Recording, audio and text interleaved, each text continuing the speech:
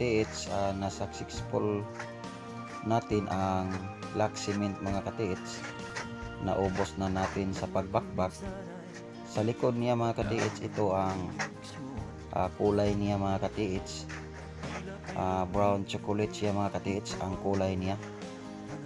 So tuloy lang kayo sa pag-subscribe sa ating YouTube channel, Cebu nga Cebu Treasure Hunter mga katiits, para ma-update mo sa nitong digging site natin mga katiits. Sa part 11 na tayo mga katiits sa ating pag-operasyon. Medyo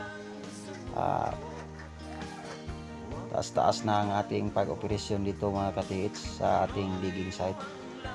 So ito ang kulay ng lupa mga katiits kung makita natin sa video. So alam natin lahat mga katiits kung ano ang color coding nitong lupa mga katiits. So bago tayo magpatuloy,